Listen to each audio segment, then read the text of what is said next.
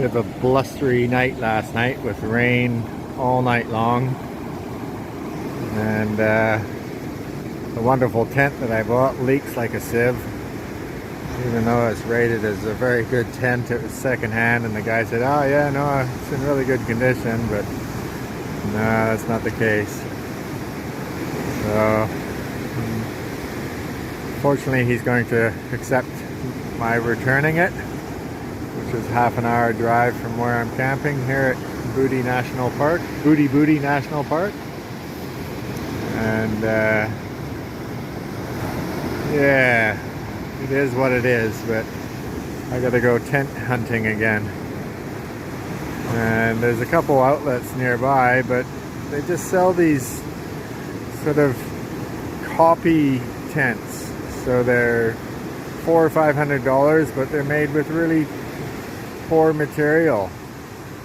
And the only place that sells good tents is back in Sydney or in Brisbane, and they're $500 or $600. So can't find any secondhand ones nearby. So I'm kind of left to buying one of these cheap copies, which aren't that cheap. They're like on sale for $360 or $400. But that's the way it is. We live in a disposable society. At least there's a beautiful rainbow just above the campground over there. And it's not bad. It's 25 bucks a night. Good facilities, hot showers, flushing toilets, if you believe it. For a national park, that's pretty good. So, it is what it is, right? It's so nice to be back at the beach. It's been so long since I've been on the beach. It's been 8 months since I've been by the sea. Nice to be back.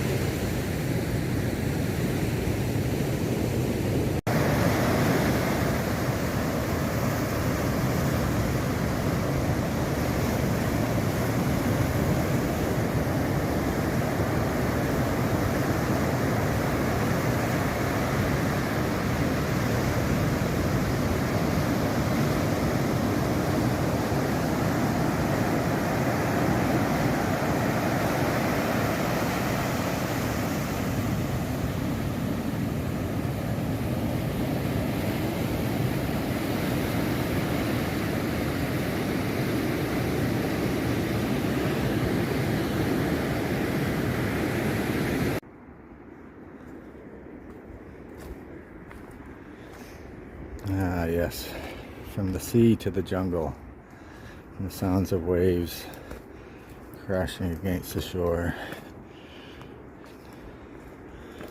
the last drips of rain falling through the leaves, walking down this somewhat precarious path on this precarious journey through life. I find myself forest bathing once again. It's good to be back in the forest. It's good to be back in nature. And I never thought I'd say this, but it's good to be away from Wat Budadama. That was an interesting chapter. 8 months of living somewhat as a monastic, maintenance person, manager, doing all sorts of work, serving the community, cooking for the monks, cooking for the lay people. I truly enjoyed it. I actually had a few moments where I thought, this'll do. This can be home, as far as homes go. And I came to really feel that I was finding a place that I could settle into and remain. But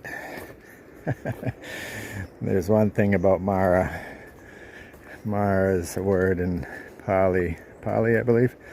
It's from the day of Buddha, and it means the devil, or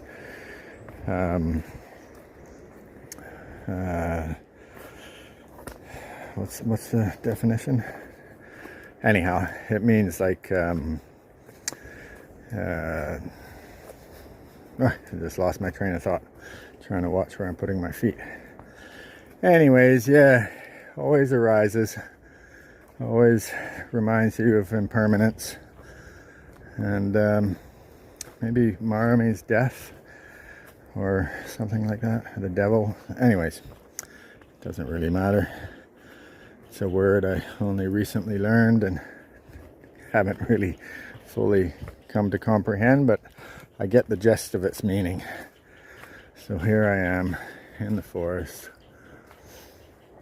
And some birds making a few calls, and yeah, so nice.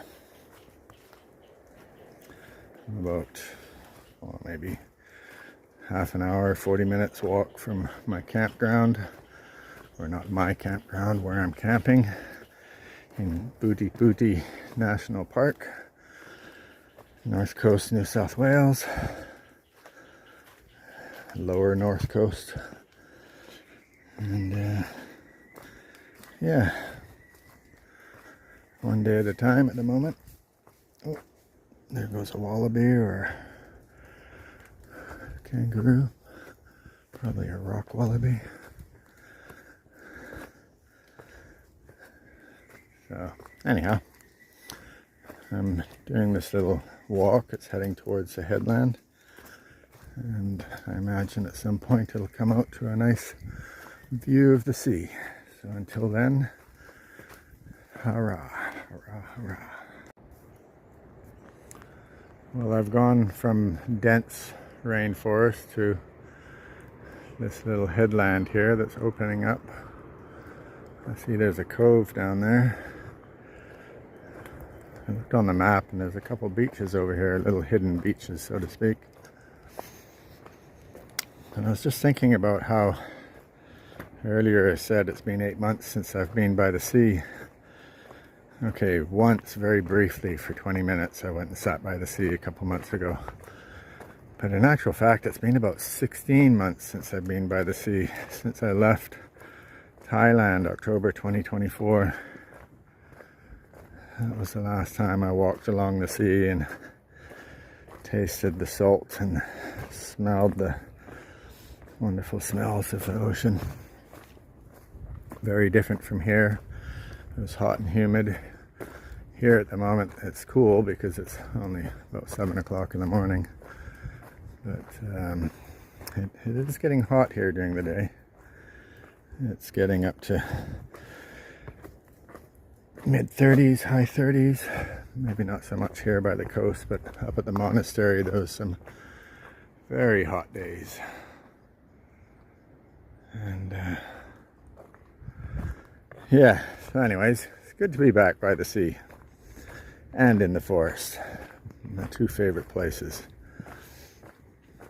Other than in the company of people that I trust, and you know, it's always nice to have some company. But I've been a bit of a solo wanderer on and off throughout my life, so it's nothing new for me to be walking along a trail by myself. Talking to my phone is a little bit new, even though I have been doing it on and off for the last couple of years. It's yeah, it's an interesting way the world has gone. We rely on so much artificial intelligence now, and not everyone, but the younger generations definitely. And I've noticed some sort of disturbing trends in how AI is being used. One of them is, I first used it when I returned from Thailand in late 2024, and I had to redo my resume because I was going back into the workforce, even though I was 57 years old and feeling rather intimidated by it all. I had to make up 3 resumes, one for cooking, one for working in construction as just general construction, and one as a painter because I've got experience in all those things. 4 actually, sorry, and one in the maritime industry, either sailing or deckhand work, working on pearl boats, etc., which I've done before as well. So I went through my saved files and rewrote them as best I could. And then I asked my cousin, who's 10 years older than me, I asked her, oh, could you just have a look at these and tell me if they're any good? And she said, oh no, ask her daughter, who's in her 30s. And her daughter looked at me kind of funny. She said, don't you use AI? I said, well, no, I'm sort of on the fence about that. I don't really think it's helping the world. And she said, no, just copy and paste and see what it does. So I did that, and I was totally blown away. The resume, the CVs that bounce back within minutes or seconds were as if I was applying to be the CEO of some big corporation running construction sites and stuff like that. I'm like, whoa, yeah, okay, I see what you mean. It's very fast. It certainly glorified me as a, executive company owner in construction and restaurateur businesses, etc. Captain of super yachts, but no, that's a little over the top. And she said, okay, just ask it to tone it down. So I did. And lo and behold, after, a few chats on the AI platform, I ended up with 4 reasonable resumes that I thought, wow, this is actually quite interesting how well this works. And then later I asked it to help me quote, or to do a estimate for materials, and it took a lot of tweaking because it made a lot of mistakes, but in the end it was yeah, I was impressed. And that was the end of 2024, early 2025. And since then I've used it a couple times, sometimes for even asking Dharma questions, and yeah, most amazing. So more recently, I've noticed in the last couple months, I guess, I've noticed a shift in the way it responds. And I picked up on it right away. It's like it's trying to help me as a psychologist or a psychiatrist, where I'm asking practical questions, and it's picking up on my tone of my voice, the spaces between the words. And I know this because I asked it if it does that, and it does. So then I asked, so has there been a trend that people are using this for self-help and, guidance? Wow, that's where I get my self-help. That's where I get my guidance. Right there. Anyhow, it is, yes, there's been a dramatic shift in the use of AI, particularly among the young people. And it's everything from asking the horoscope to asking about, dating situations, why people are treating them badly. And so the AI program has learnt to identify people's emotions and respond to that. And for me, this is kind of scary, because people are getting more and more isolated because of this. They're no longer asking a friend. They're no longer seeking the uncomfortable contact with people when you have a problem that you're facing, or emotional difficulties. They're asking a device that they hold in their hand, and at the same time they take a selfie with this Cheshire cat smile, and they post it on their social media. But inside, they're torn apart. They're suffering immensely. And I know this for a fact, because my time at Wat Buddha, the 8 months there, most of the people, if not all, are coming there to either escape suffering or find a means to escape suffering. Hardly any of them are there just because they want to learn about Dhamma, and their life is going peachy keen, it's all good. They're coming there because life is suffering, and samsara is doing what it does. Mara is doing what it does. So as I walk through this magnificent forest along the coastline and talk to my phone, I wonder where this world is going and where it'll end up in the next generation, because my generation's coming to an end. I'm 58 and there's only so many years left. And I'm really glad that I lived in a time when, well, I grew up without a telephone, without even a phone in our home. We didn't even have electric. We had, a hand pump for water in the early days. It was wood heat, kerosene lamps, and very, very primitive, so to speak. Nowadays, when I describe my camping situation, I've got a big 4-man tent with a stretcher, an army stretcher in it. Unfortunately, the tent leaks like sieve, but that's due to the way the world is going. We live in a disposable society, and even though it's an $800 tent, only 6 years old, it's deteriorated to the point that it's useless for camping in any sort of weather.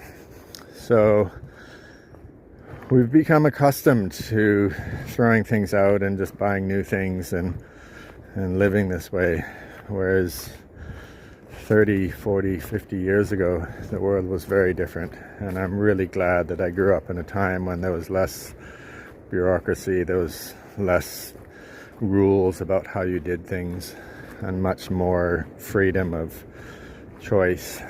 Whereas now we're in a time of, I don't know what to call it. I don't think it's transition anymore. It's digression, if anything. But that said, I don't know. Yeah, I remain optimistic and positive that there'll always be some positives, and in truth, the positives generally outweigh the negatives, but the negatives can become so crushing, so much of a weight on our shoulders that, like the young man said to me the night before I left Wat Bodadama, he said, I have suicidal ideation, and he said, have you ever tried MDMA as a spiritual guide, and I'm like, no mate, I go to the forest, and I don't even like taking a Panadol, let alone MDMA. So yeah, this younger generation, they're pill popping AI friending and living in a world of what I think is a disposable world of make-believe. But he's a really nice young man, and I know his heart's good and his intentions are good, but he's also a bit of a lost soul, like most of us. Not most of us, I don't know. It's hard to say, because I know there's a lot of people that lead totally normal lives. They do the 9 to 5. They have structure and purpose and big families and lots of friends. And oh, watch your step. And life goes on for them, and they don't see all that I see. If they do see it, they don't acknowledge it. So samsara and all that is nothing of their realm. But as I descend lower down this trail and I hear the waves crashing, I think of how nice it would be if the ocean was just 10 degrees warmer, because it's only about 22 degrees, and for me that's really cold, and I would just love to jump in the ocean and go for a swim, even though it's pretty churned up at the moment. It's pretty stirred up, but I do believe at the end of this trail there'll be access to a beach, maybe, and maybe I'll continue this conversation then. So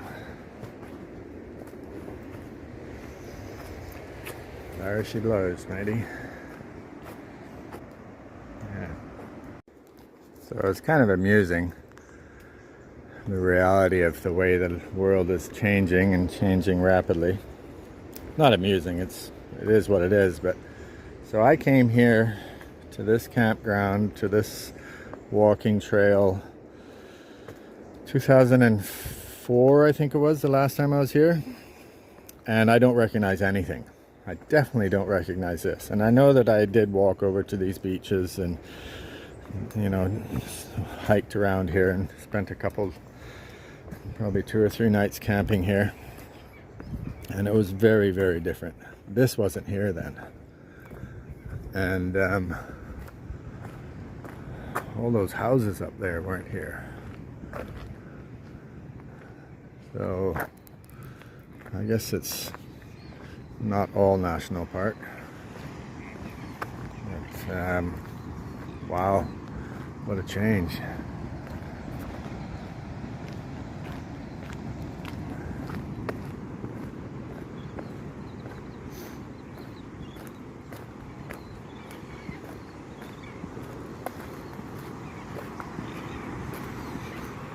I might be wrong. Maybe this was here back then, but I don't remember it.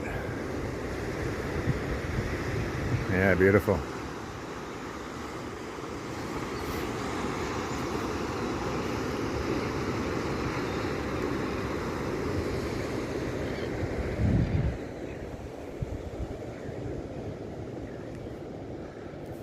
Bushland and rainforest restoration and consulting. So these guys, I just saw them on the trail, and yeah, they have a lot of involvement in the biodiversity carbon offset schemes that I've learned a lot about recently. Some caterpillars having a little morning walk, waiting to turn into butterflies.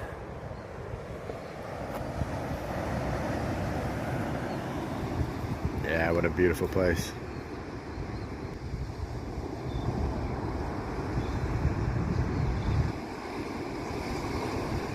Young couple embracing on the beach after an early morning swim. Life is beautiful.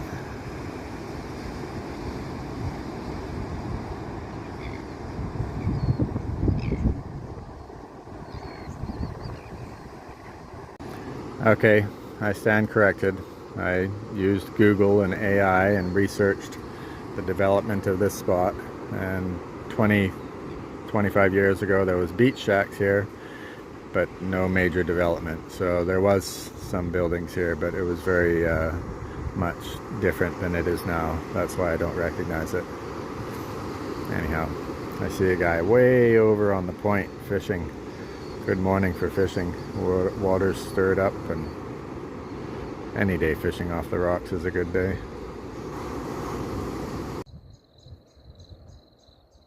What a beautiful spot.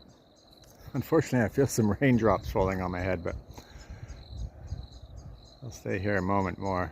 I don't know if you can see it in this image, but there's a sailboat just behind the smaller patch of bright light to the right.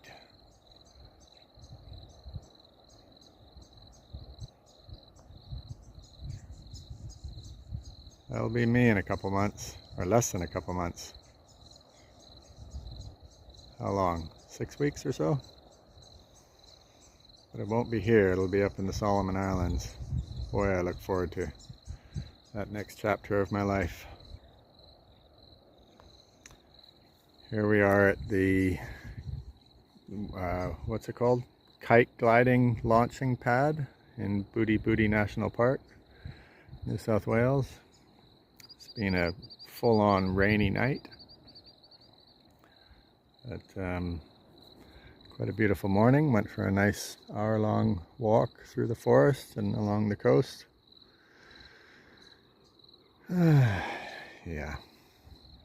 Anyhow, carry on.